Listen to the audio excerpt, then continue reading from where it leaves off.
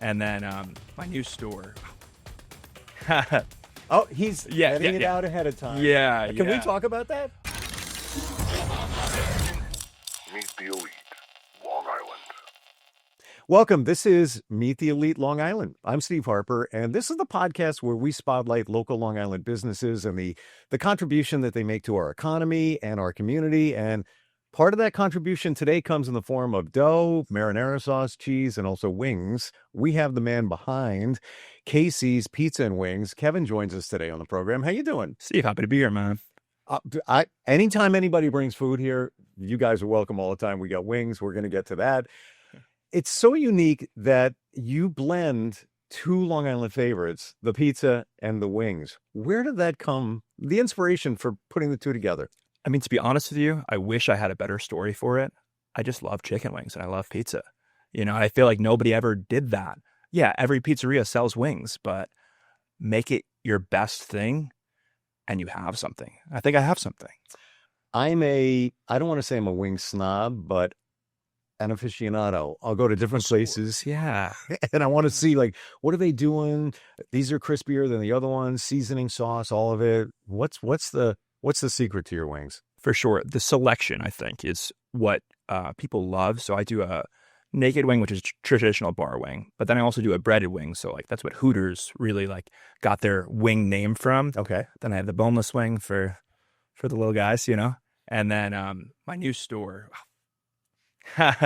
Oh, he's getting it out ahead of time. Yeah. Can we talk about that? Yeah, I would love to. All right, I have so charbroiler there. So You do what? charbroiled wings, which doesn't really exist. You know, I feel like that's going to be a healthy way to consume wings without it hitting a fryer, you know? So you have 3 locations, and we have Islip Terrace. Islip Terrace, that was the original location, 2019. You have Holtsville. Yep, last year. And very soon you're opening in Hauppauge. And this is just an amazing story. And this is a testament to, you have a dream, you follow through on the dream. Do I have this right, that the Hauppauge location is where you started when you were younger? Yeah. So I worked there 8 years ago. You know, and that's where I guess perfected the trade. You know, I'd been in the industry since I was 15 years old, but I was 25, I was getting married, and I found this at every opportunity to learn every facet of the business, you know, from making pizza to cooking to managing, you know, just kind of made sure I knew it well enough to do it, you know. I'm fascinated knowing you're going back to the original location where this all began for you. Yeah. What did you feel like in the beginning? There you are, working the pizza counter. You're not an owner. Yeah. You had the passion. Yeah. Otherwise, you wouldn't have been there. For sure. But did you feel back then that this is what I'm going to be doing? And one day I'm going to be owning a place like this. It turned out to be, or will be, the place. Yeah. What were you feeling back then?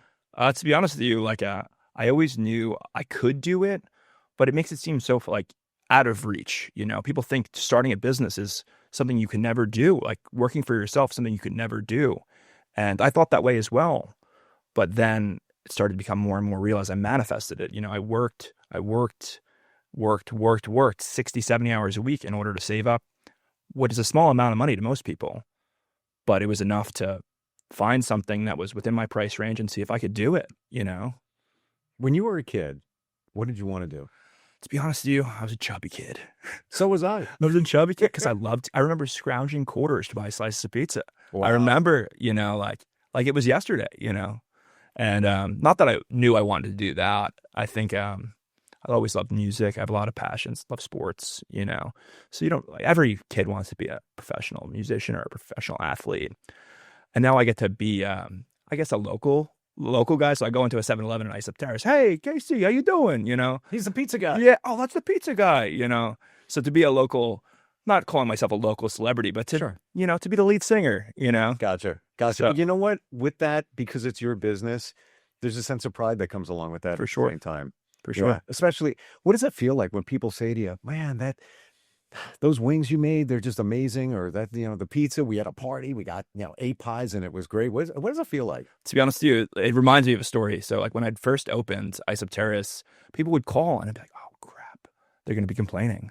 And they'd go, I just want to tell you, those are the best wings I ever had. That was the best pizza I ever had. I'm like, all right, good. I can breathe again, Right.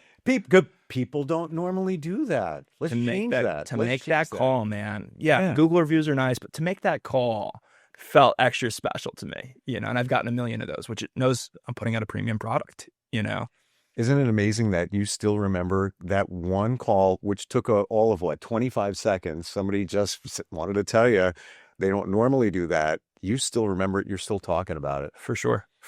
It's, and as it happens more, I'm like, I got this, it just feels like, I mean, obviously there's always going to be little tiffs, but 9 times out of 10, it's one of those, I just wanted to tell you personally that this was the best wings I've ever had, or this is the best pie I ever had, which is cool, Because they are the best. Because I got to tell you, I worked my butt off to make them the best. It shows. It shows in the flavor. So let's go to the pizza.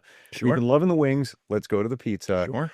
When people leave Long Island, they always say the pizza's not the same. I don't know what it is. Got to be the water. The water. That's what's making the difference. What is the difference with Long Island pizza? What's the difference with your pizza? What's the secret? Yeah, I mean, in regards to the water, I think our temperature, like the humidity in the air of Long Island, actually does have some sort of contribution. But the water itself, we have well water, which is obviously going to make a more premium product. But I think the fermentation of the dough, so you can't just roll dough and then make a pie. You got to roll dough, you got to let it rise naturally, try and use the least amount of yeast so it's a digestible product.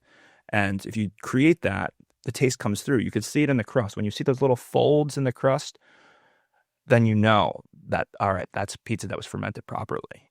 Wow. All right. Yeah. We're all going to be looking for that next time we... Yeah, you got to look at the side, This is not folding properly. This is not a good pizza. Yeah, exactly. If it doesn't go on the fold or on the cut, What about the cheese?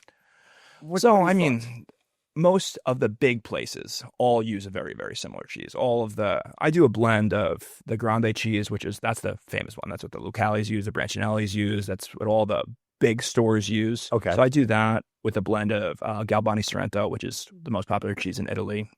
And I don't use any part skim because I feel like that creates a greasy product. When you use whole milk, it creates a product that doesn't get that orange where you tip your slice off. Yes. Grease is coming off. No one wants to see that.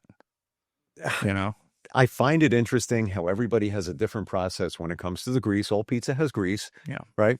Some people blot it with a paper towel. Others, like you said, let it drip. Yeah. Yeah. The blotters, I judge them. In my head, I judge them, especially if it's my pie. I'm like, oh, great. This guy's blotting the pizza. I don't say it to him, but I think it, I'm thinking, how do you put a piece of paper towel on your pizza and then eat it? It's just like, not my thing. Disgusting. Exactly, right? And I'm not friends with those people. What's your advice to anybody that's thinking of starting a business on Long Island, or if they have a dream, or if they're feeling that this is my purpose, whatever it might be? Yeah. What do you say to them? I don't know if I'm qualified to answer that, but what I could say is that it is more attainable than you think. So people think this is so unattainable. And if people don't continue to do what I do, we're going to wind up with just chain restaurants. And I don't want that. I want to eat locally. I want to support locally, most importantly. And I want a great product. I don't want microwave food. I want great food. And Long Island's known for that, You take great pride in what you do. I do.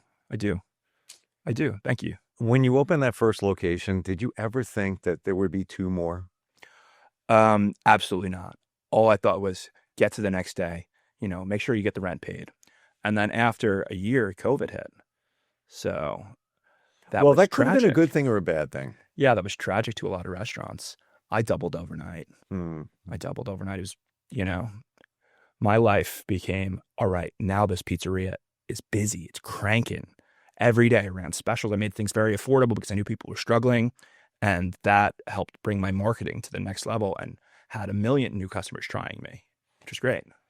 I mean, COVID stuck, but. Yeah, exactly. Yeah. But there was a place for eateries and delivery and all of that. I just find it amazing that you're back to where you started.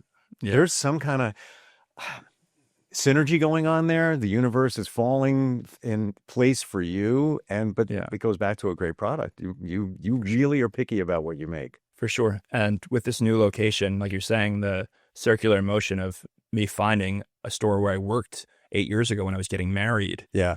is it's like the secret. You manifest things, and you got to work your butt off for them, but you can manifest these things. And now I'm going to make this store our flagship, our end all be all, where hopefully it's something that brings this brand to the next level. We have a priority, and that is to get to those wings before they get cold. For sure. I want to say thank you very much for being here. Congratulations on everything you've done so far and the new location. Very exciting. Website, share it with everybody. Sure. It's just kcspizzaandwings.com. The letter N. Or more simple, order kcs.com to order from any of our locations. Kevin, thank you for being here today. Steve, truly my appreciate pleasure. it. Yeah, looking forward to hitting that and more. Maybe someday the tsunami slice. I don't know if that's in my future. I don't think you could do it. I don't think I could. Yeah, but to be honest, I don't think I could. I'll do it with you, though. Tag team. Yeah. How many pounds? 3? 3 pounds. Yeah. All right, we'll get that done. This has been Meet the Elite Long Island, live and direct from VodPod Studios in Holbrook. If you ever want to do a podcast on your own, we've got multiple sets. We'll walk you right through it. Just go to vodpodstudio.com. Meet the Elite.